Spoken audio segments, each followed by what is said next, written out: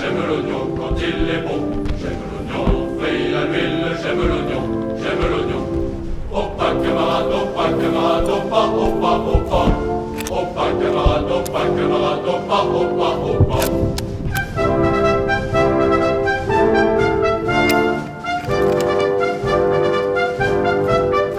Un seul oignon frit à l'huile, un seul oignon nous change en lion. Un seul oignon frit à l'huile, un seul oignon nous change en lion. Opa camarade, opa, opa, opa. Opa camarade, opa, opa, opa.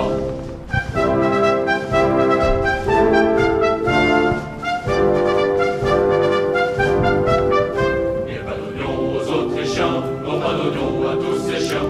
Et pas d'oignon aux Autrichiens, non pas d'oignon, non pas d'oignon. Opa camarade, opa, opa, opa. Opa camarade, opa, opa, opa.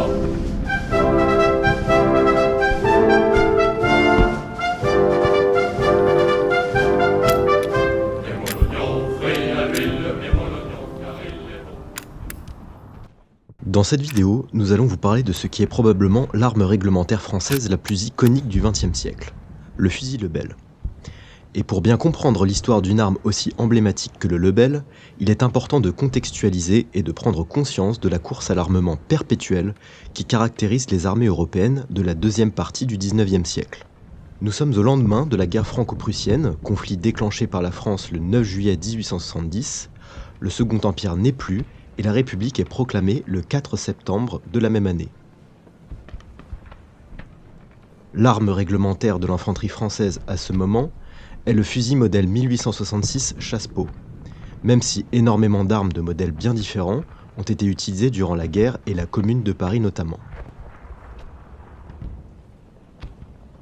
Beaucoup d'innovations ont été entreprises au début du XIXe siècle avec l'idée d'augmenter la cadence de tir du fusil d'infanterie, même si énormément de questions se posaient d'un point de vue industriel, tactique et tout simplement de faisabilité de la conception de telles armes. La véritable innovation dans ce domaine arrive avec le rechargement par la culasse, et c'est en 1841 que la Prusse adopte le fusil à aiguille Dreis, qui est qualifié à l'époque de fusil à rechargement rapide. Car ce que l'on recherche d'un point de vue tactique, ce n'est pas la rapidité du tir, mais bien la rapidité du réapprovisionnement. La bataille de Sadova le 3 juillet 1866 est le point culminant de la guerre austro-prussienne et résout définitivement la question de l'indispensabilité d'une arme à rechargement par la culasse. C'est dans ce contexte qu'en France, le fusil modèle 1866 Chassepot de calibre 11 mm est adopté. Son baptême du feu aura lieu à la bataille de Mentana face aux chemises rouges de Giuseppe Garibaldi en 1867 pour défendre les intérêts des États pontificaux. La fabrication du Chassepot continue jusqu'en 1875 et il sera fabriqué à 1,5 million d'exemplaires environ.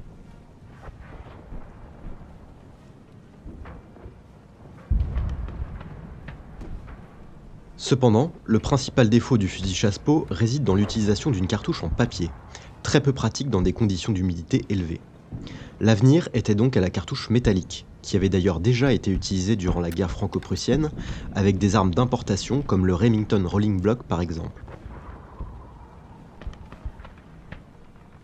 De plus, l'Allemagne, récemment unifiée à la suite de sa victoire sur la France, adopte le fusil Mauser modèle 1871 à cartouche métallique. En France, une enquête est ouverte à propos des armes portatives et leurs munitions utilisées pendant la guerre de 70. Et c'est le 7 juillet 1874 que l'on propose une adaptation du fusil Chassepot à la cartouche métallique. Invention des capitaines de Beaumont et Gras, c'est une arme de calibre 11 par 59 mm R qui est adoptée. En ce qui concerne les armes à répétition, l'issue de la bataille de Plevna, s'inscrivant dans la guerre russo-ottomane de 1877, constitue une leçon que le reste des états-majors européens vont bien retenir. Les troupes ottomanes équipées de Winchester à répétition développent une puissance de feu inédite et infligent de très lourdes pertes à la coalition russe. Pour l'état-major français, il est temps de réagir, et c'est le 14 mars 1883 qu'un comité des armes à répétition est constitué dans le but de transformer le fusil gras à répétition. Plusieurs dizaines de systèmes sont expérimentés. Certains prototypes parvenus jusqu'à nous sont encore visibles au musée de l'armée. Mais bien avant cette commission, la marine, qui a toujours eu son armement propre, a envisagé dès 1877 de se doter d'une arme à répétition recevant la cartouche réglementaire de 11 mm. Pour cela, 3 systèmes sont envisagés, les fusils Krak-Peterson, Hotchkiss et Kropatschek. Ce dernier, conçu par l'ingénieur et général autrichien Alfred Ritter von Kropatschek, est retenu. Il présente une culasse mobile à verrou et un magasin tubulaire situé sous le canon. C'est le fusil de marine Kropatschek modèle 1878. Pendant ce temps-là, en Allemagne, le Moser modèle 1871-84 à répétition est adopté, ce qui va précipiter les décisions de la commission de 1883 qui table sur la conception d'une arme ayant un système similaire au fusil Kropatschek, alors réglementaire dans la marine. La manufacture de Châtellerault conçoit un prototype qui est adopté en 1884. La production de ce fusil est rapidement stoppée à cause de la production d'un fusil amélioré, le modèle 1885, toujours de calibre 11 mm gras, et qui commence à présenter certaines caractéristiques du futur fusil Lebel. Dans le même temps, on s'interroge sur la possibilité de réduction du calibre, car qui dit un calibre inférieur dit capacité de transport de munitions accrue.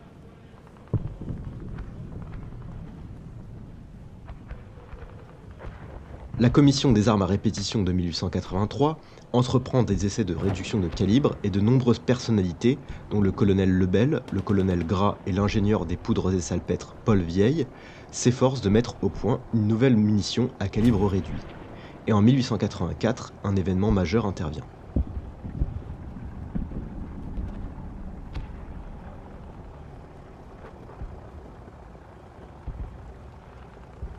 En 1884, l'ingénieur des poudres et salpêtres Paul Vieille découvre la poudre sans fumée, qui est en réalité une nouvelle application du nitrate de cellulose spécifique à l'armement.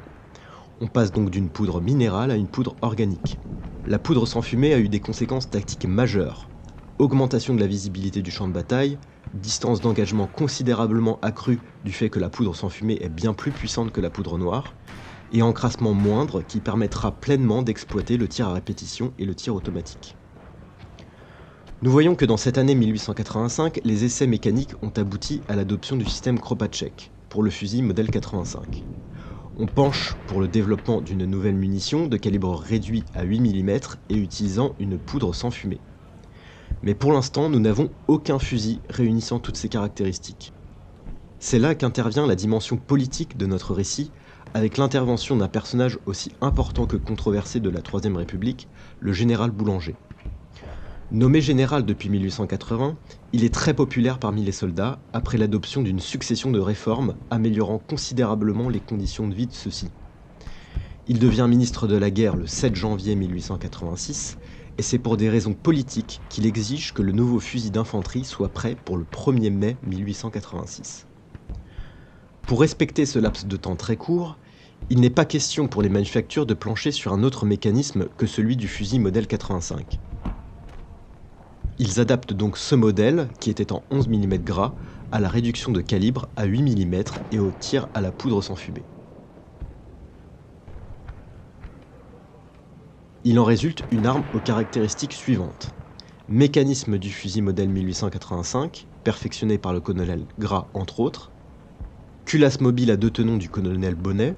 Munition à étui tronconique permettant l'utilisation du mécanisme du modèle 85 avec une balle de calibre 8 mm due au capitaine des Alleux. Balle chemisée du général Tramont et chargement des cartouches par la poudre de Paul Vieille, renommée poudre B. Le nouveau fusil est présenté le 1er mai 1886 comme convenu, les résultats sont très satisfaisants et il est officiellement adopté le 22 avril 1887.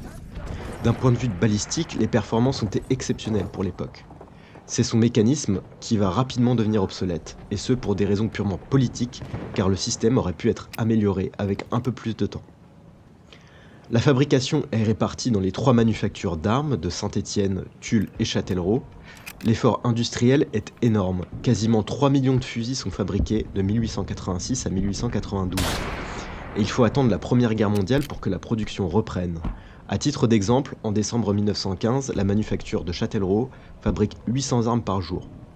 Mais très vite, cette production va être remplacée par la production de mousquetons 92 et de fusils modèle 1907-15. Cependant, la réparation d'armes détériorées va continuer tout le long de la guerre. Le fusil Lebel recevra en 1893 une série de modifications qui seront apportées à toutes les armes déjà existantes. La nouvelle appellation sera fusil modèle 1886 M93. Ces transformations successives prouvent que la précipitation pour l'adoption de cette arme était une erreur, car ce fusil, malgré sa cartouche et son excellente facture, était déjà dépassé moins de 10 ans après avoir été adopté. Le baptême du feu du fusil Lebel a eu lieu le 1er mai 1891 dans la petite ville de Fourmies, dans le nord de la France, le jour de la fête du travail. On ordonne à la troupe de faire feu sur les manifestants, le triste bilan est de 9 morts et 35 blessés. Il constitue l'armement de base du fantassin français durant la Grande Guerre et est progressivement remplacé par le fusil Berthier modèle 1907-15. En argot de poilu, on l'appelait le nougat car il tirait des pralines et la baïonnette était surnommée le cure-dent ou la piquante. Le fusil modèle 1886 a une longueur de 1,30 m pour un poids de 4 kg, avec une portée théorique de 250 à 2000 m. La hausse est rabattue vers l'avant pour son réglage le plus petit. De 250 à 800 mètres, on vise par le cran de mire de l'arrière de la planche. Le curseur est placé sur le gradin, indiquant la distance souhaitée. De 800 à 900 mètres, la planchette est levée et le curseur baissé au maximum. De 900 à 1900 mètres, la visée s'effectue planche relevée avec le curseur indiquant la distance voulue. Et enfin, à une distance de 2000 mètres, la visée s'effectue planche levée et curseur monté au maximum. Le tir peut s'effectuer au coup par coup avec l'objet levé de la même manière qu'un fusil gras. Le tir à répétition est possible grâce au magasin tubulaire qui constitue une réserve utilisable uniquement sur ordre de l'officier.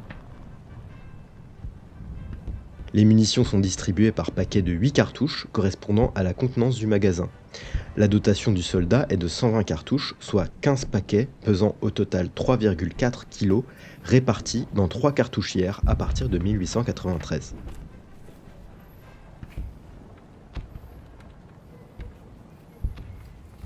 Le quillon présent sur l'embouchoir permet de disposer les armes en faisceau.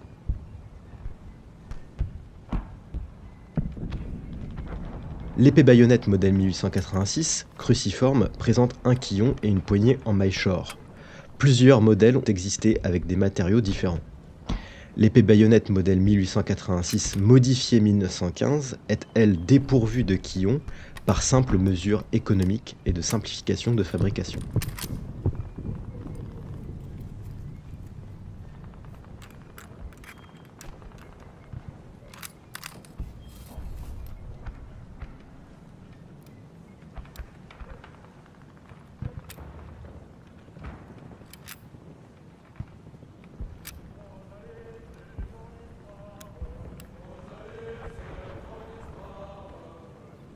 Beaucoup d'accessoires différents ont été conçus pour ce fusil et nous allons vous en présenter quelques-uns de manière non exhaustive. Tout d'abord, la bretelle modèle 1860 à ardillon en laiton et en cuir noir retourné était majoritaire en 1914. Elle est progressivement remplacée par le modèle 1903-14 en cuir fauve. La boîte à graisse ovale en fer étamé est constituée de 2 compartiments, un contient de la graisse d'armes et l'autre des morceaux d'étoffe prédécoupés. Le nécessaire modèle 1874 est un petit étui métallique de section ovale contenant 2 lames de tournevis, un chiffon et une spatule. La baguette de nettoyage n'est pas intégrée au fusil. Chaque soldat portait un tiers de baguette logée dans le havresac. Les mouchoirs d'instruction militaire font leur apparition dès 1872. À ce moment, il faut trouver un moyen simple d'instruire les nouvelles recrues dont certaines ne savent pas lire. C'est sous l'impulsion du commandant Périnon que des foulards de 68 cm de côté sont officiellement autorisés à partir de 1880. C'est le mouchoir d'instruction numéro 9 qui concerne le fusil modèle 86 et le 9 bis pour la modification de 1893. Guerre de position oblige, beaucoup de dispositifs d'observation ont été inventés, des périscopes et des miroirs notamment, souvent de fabrication privée, comme ce miroir de tranchée dit le vigilant, qui peut se fixer à la baïonnette pour observer le champ de bataille en restant à couvert.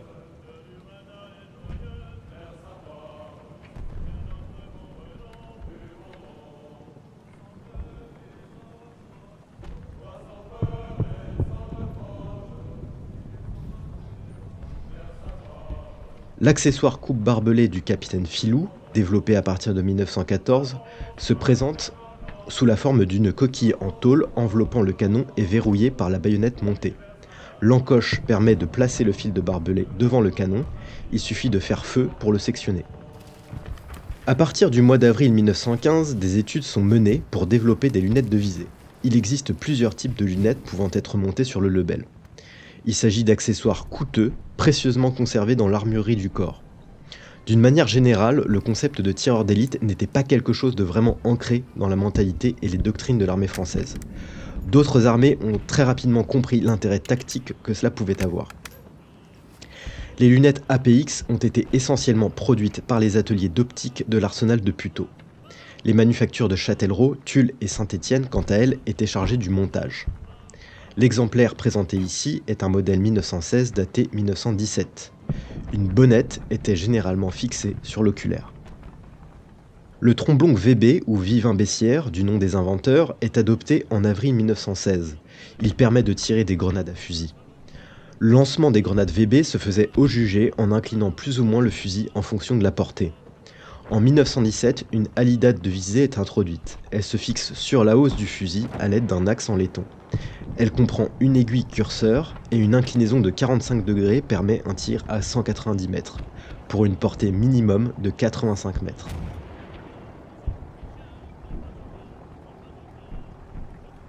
En 1935, une version raccourcie est introduite, c'est le Lebel R35. Il équipera majoritairement des méharistes ou des unités de cavalerie. Le Lebel M27, quant à lui, correspond à une conversion en calibre 7,5 par 54 mm. Très peu distribué, c'est un modèle quasiment anecdotique. Dans la culture populaire, on a pu le voir dans certains films grands spectacles comme Légionnaire ou La Momie par exemple.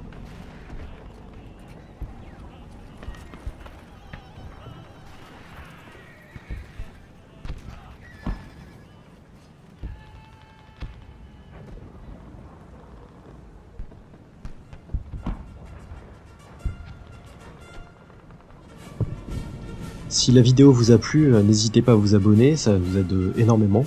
Parce que mine de rien, faire une vidéo comme ça, c'est super long, j'aurais jamais cru. Et aussi, on a créé une petite page Tipeee, si vous voulez nous soutenir. Le lien est en description. Donc voilà. Merci beaucoup tout le monde, merci pour les super retours. Et à bientôt et prenez soin de vous.